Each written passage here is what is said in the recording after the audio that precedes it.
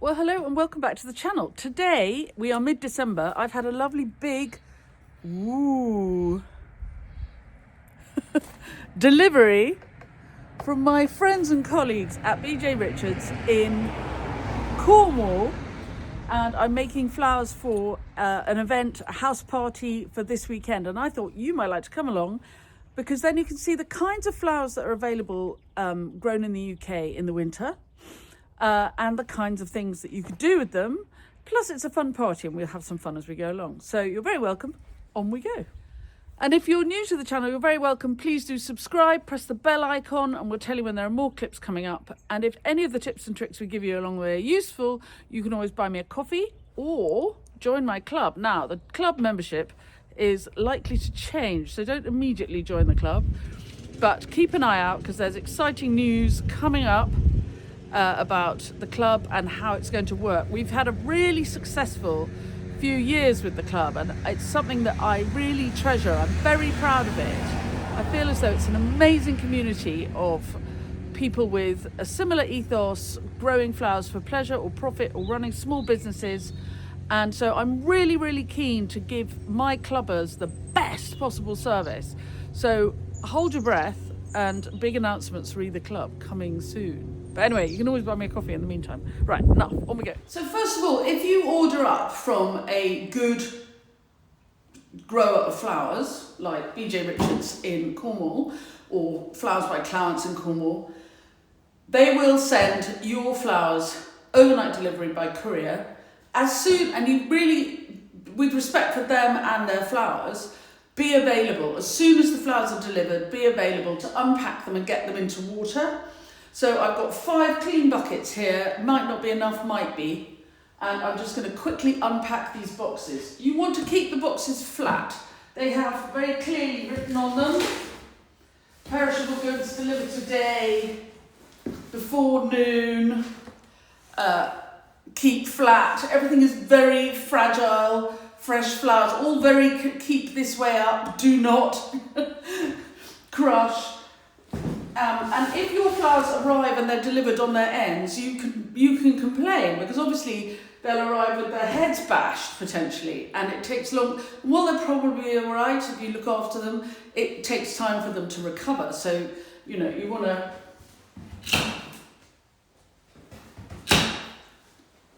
to let somebody know if the courier hasn't looked after them. These were delivered by APC, who are, we used to use APC when we used to deliver all around the country, and they were the best we could find for a fragile, perishable service. And they arrive and they'll be held down in place by a bar if the thing isn't full. And there'll be a bill, which I've already paid, because that's the deal. You get the bill, you pay it straight away. These are small businesses like mine, so don't muck around. So there's the invoice, but it's also the packing list, so I can check against that. Right, I'm going to open them all up and then I'll show you a bit more. There's much less packaging than there used to be, and often it's made up with just shredded paper.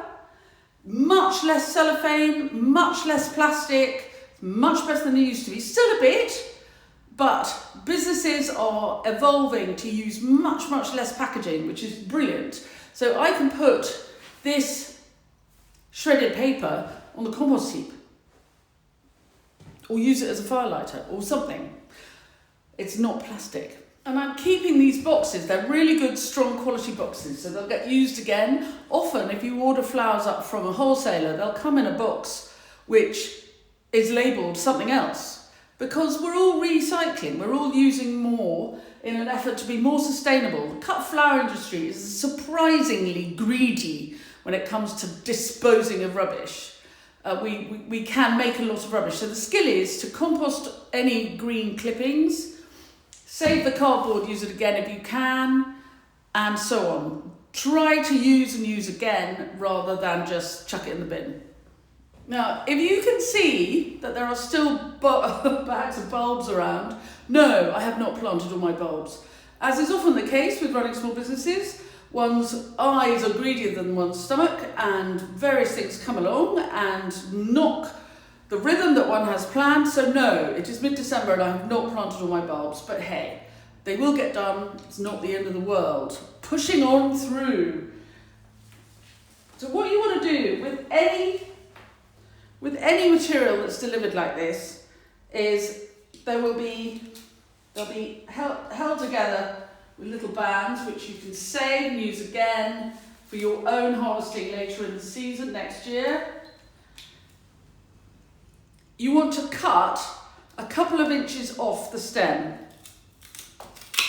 and that will reopen the cellulose drinking cells, get them in water, and that will reopen the cellulose drinking cells so that the flowers, which might look a little bit, they don't really, but they might look a little tired. These look absolutely fine, but it means that they'll have a nice condition, nice drink before I do any floristry with them.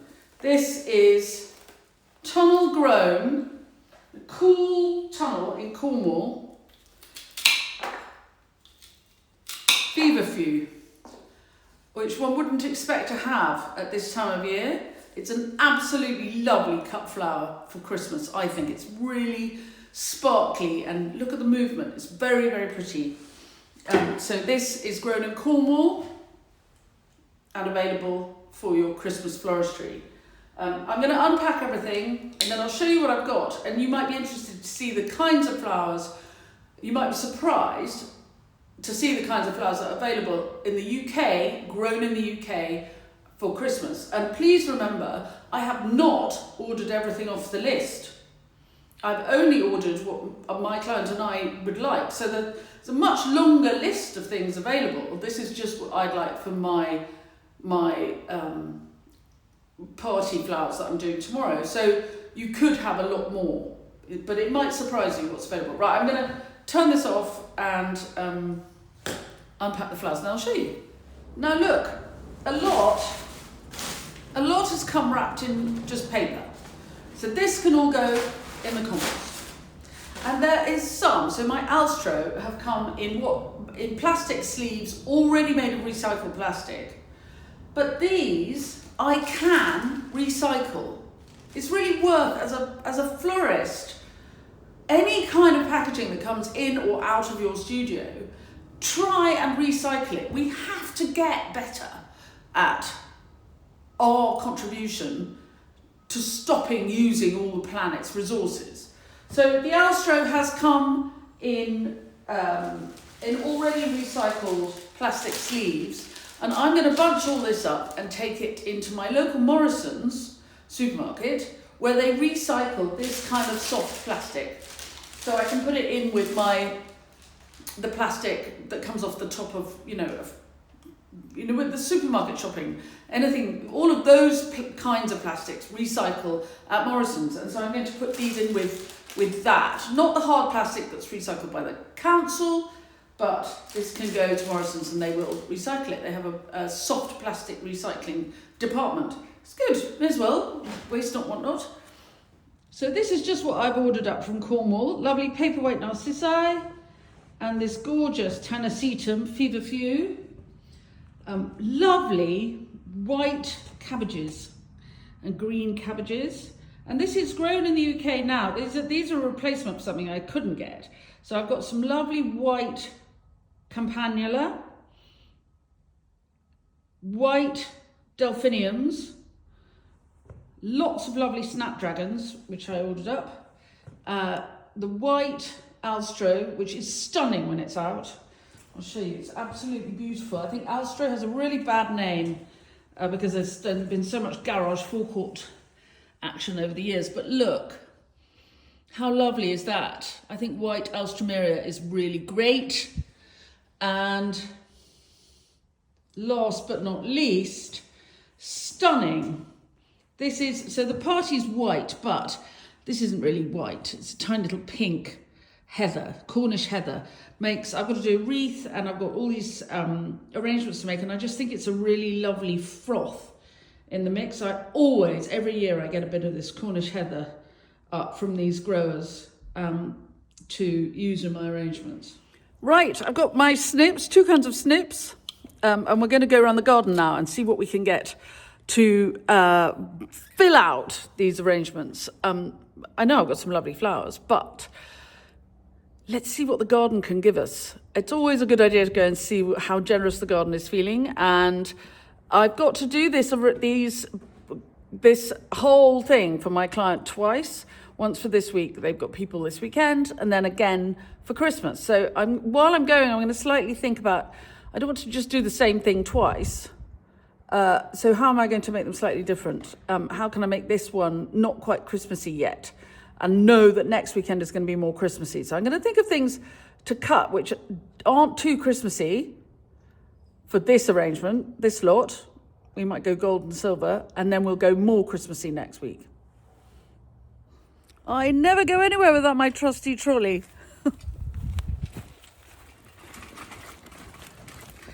If you're new to the channel, you can always tell when I'm out harvesting because the trolley rattles along behind me.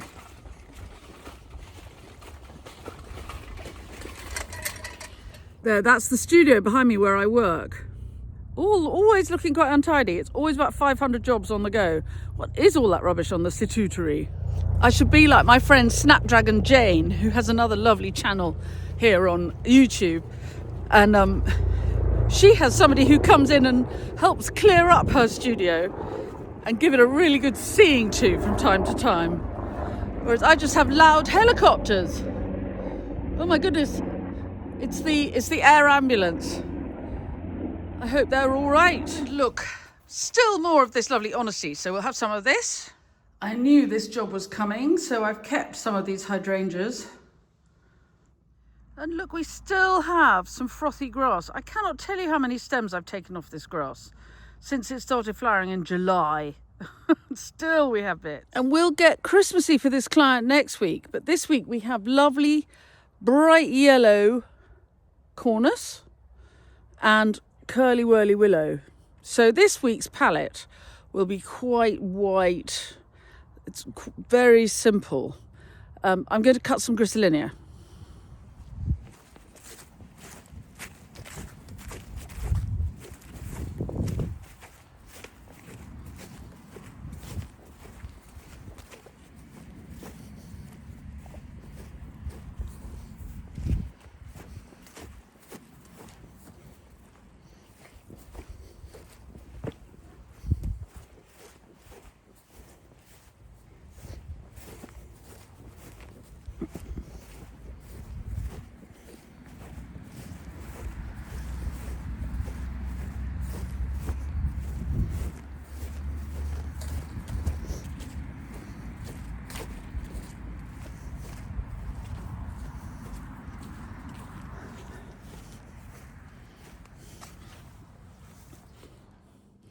Right, so I'm going to make my arrangements, and I'm going to do what I often do, which is I'll film my process and I'll just put some music on it. If you don't like the music, just mute it while I'm doing the arrangements. So I'm going to make these 3 big vases and we'll see how they come out.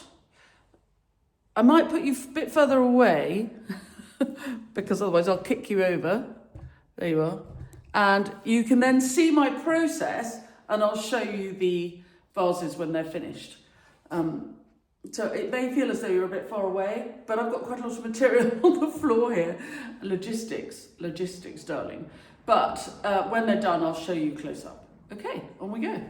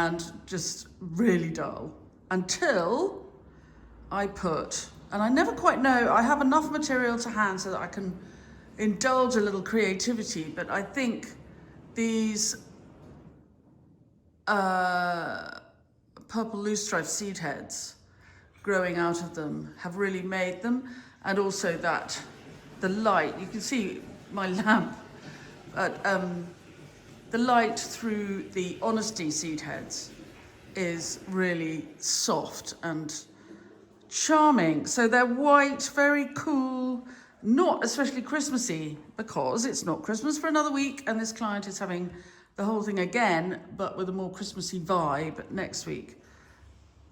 I like them. Right, there they are. And I think they go in 3 different rooms, and I think my client takes them out of these vases and puts them in another vase. But that's okay, that's her prerogative. But if I were having them in my house, I'd have them in glass vases like this, because I think it looks lighter. I love, look at the tiny pedestal on these vases, lifts everything up a little bit. Right, let's make the wreath. Now, it's very important when you're wreathing not to endlessly make the same wreath. I have made 450 identical wreaths, not identical, but they were bases for a client in London, and I'm very bored with that kind of a wreath. And while this is the same kind of base, I'm loving the fact, I love clients that I know well. So this client has a really beautiful old Somerset house built out of lovely yellow, soft yellow stone. And but it's not all cutesy kitschy inside. It's very stylish, rather chic, painted mostly this very smart dark grey inside. It's really smart, and so I think this colour, I'm calling it yellow, but I doubt anybody else will call it yellow. So I've made a wreath base that's all yellow willow. You'd probably call it green. I'm calling it, in my eyes, this is quite bright yellow. Chartreuse, maybe. And I'm going to make the arrangements going on it are all going to be dried. I'm not going to take you through the whole process. All my wreath workshops, all my Christmas decorations workshops are available now to book as downloads. So please do that if you'd like. And I'll show you this one when I've finished it. We're going to be all dried. No, it's not. It's going to be all dried on a base of variegated holly. That's what happens when I cut plenty. I can have some fun. Mwah! So here's the wreath.